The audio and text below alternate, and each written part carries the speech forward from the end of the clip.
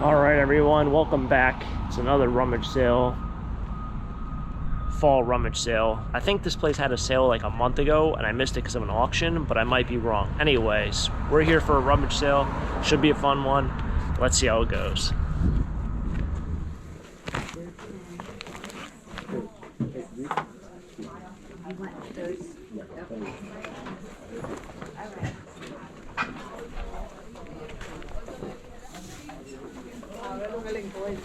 Yeah.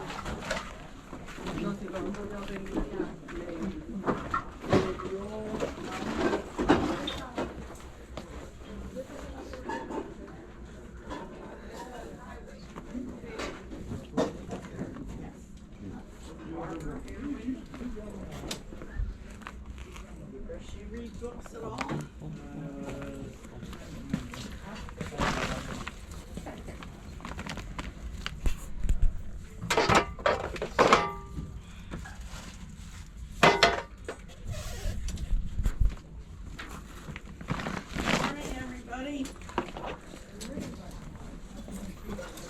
Some more fall stuff in this room this year. These are all swimsuits down here. Swimwear, and then it comes with tiny ones and it's way up. Oh, thank you. Yeah, I'm looking for a lot of more tiny.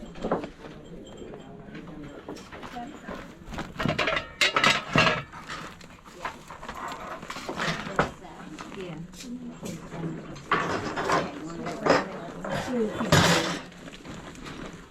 This one I'll take.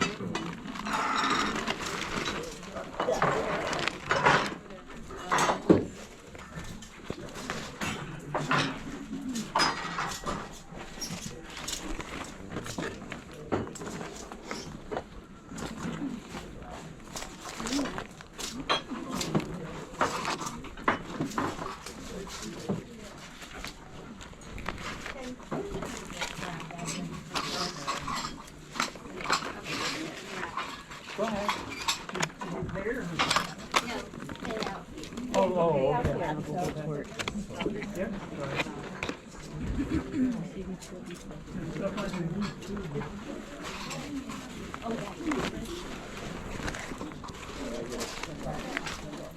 Like this? Yeah.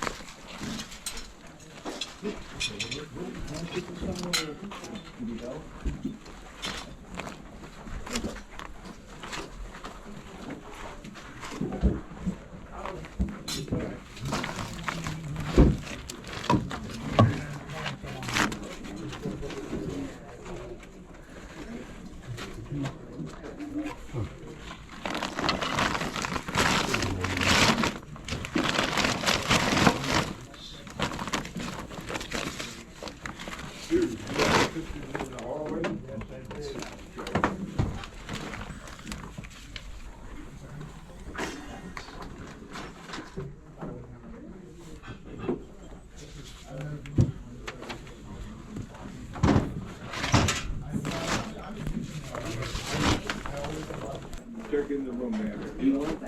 Not there. In there.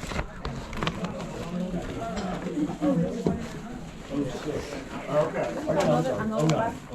Pardon me? Another bag, plastic bag, another one. We live Can you give me one? Take a paper bag. All this one is Yeah. What? all this one is. You are not. I think so. Can I put these away? Yeah, I know. Children. All this one is okay.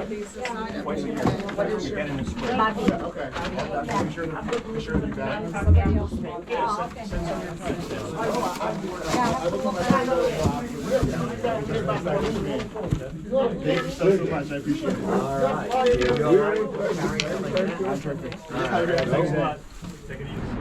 Got my goodies.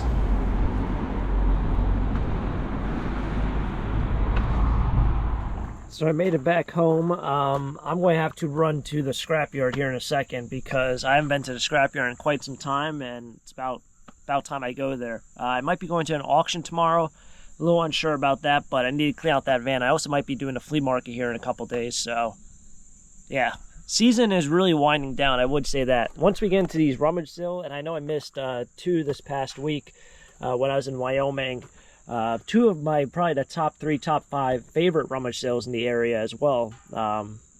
Once we get into the full rummage sale season is when like flea market season is either starting up or ending. So I guess we finally made it. I paid $6 in total for everything today. I got a couple high school shirts over here. I don't know who Eileen Rekha is. Rachaya. Anyway, I have her sign now. It's actually a really nice looking sign. They made it look vintage. In fact, if you want to paint this over and do whatever you want with it, you can.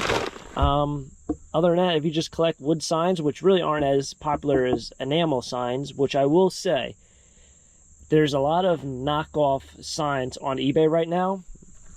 I think I mentioned this probably a couple months back, but there's something called India signs. Signs that are apparently made in India, and they are essentially reproductions of all the really antique porcelain signs.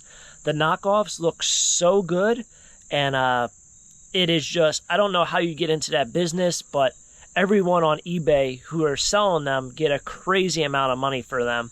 And you can really, like, it doesn't take a brain scientist or an antique American picker style specialist to understand that they are reproductions, but they get an insane amount of money for those signs, and they are all reproduction, and you can clearly see they are reproduction.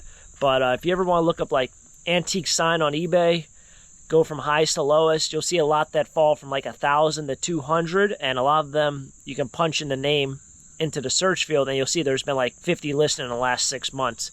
So those are clearly the reproductions. But yeah, they are getting crazy amount of money. I saw a Carhartt sign sell on there for like $1,300, and it was literally a reproduction sign. So I don't know how much it costs to get them produced, but I don't even know if it's really ethical to sell them, but they're out there. Anyway, got a couple shirts. Not too many. Subscriber of the channel went to the other rack across me, and he said he found a Beach Boys shirt. So I'm kind of curious what it was. He never showed me it, but he said he saw a 1987 Beach Boys shirt that he grabbed. I got some NASCAR stuff here, Indy Racing. We got some vintage Danny Sullivan. Not too familiar with that driver. It's actually a really cool shirt. I did get one sports jersey as well. So this is San Francisco Giants. This is probably the only, at least to me, this looks like the only legit baseball jersey I've found in the last 5 years. There are so many knockoff jerseys. It's, I believe this is Buster Posey. The stitching on it looks really, really good. The shield also looks really, really good. There's so many knockoffs, because right now you can get knockoff baseball jerseys and they're only like $30. So why spend $200 when you can spend $30? And they look really good, the knockoffs, that is. And we got another Danny Sullivan t-shirt. Got a couple locks for $1 each. I thought that was just a no-brainer. Storage unit locks, sweater. And then this was kind of neat. Speaking of the Beach Boys, this one, the Beach Boys Low Deuce Coupe. It's a scale, or a model. It's a scale. It's a model. It's a model kit. Whatever is right there is there. And then I think there's a little bit of Indy 500 kind of car as well. I don't know if all the pieces are there. Beach Boys 1932 Ford. So very cool. Cool find today. Hopefully you guys, so very cool. I'm going to run to the scrapyard. It seems like whenever we do these shorter rummage sale videos, I also do a little scrapyard part. So I'm going to take out, that stuff right there, and we'll head to the scrapyard. I haven't been there in like 2 weeks, so I wonder if the guy's going to say anything. He's probably going to be like, I thought you hated me. I know one time I took a break from going there, and the guy was like, I thought you hated me. Can't leave the people you go see every week, 3 or 4 times a week, on standby for quite some time. They'll start wondering things. So let's go over there. Put this away. We got the Norfolk Southern train over here. That is one thing that's different about when I was out west. They didn't have a Norfolk Southern. They had, I think it was Santa Fe. You don't see a lot of Santa Fe trains over here. That's the big metal pile. And I dropped off the better metal inside, and the guy was like, hey man, I haven't seen you in a while.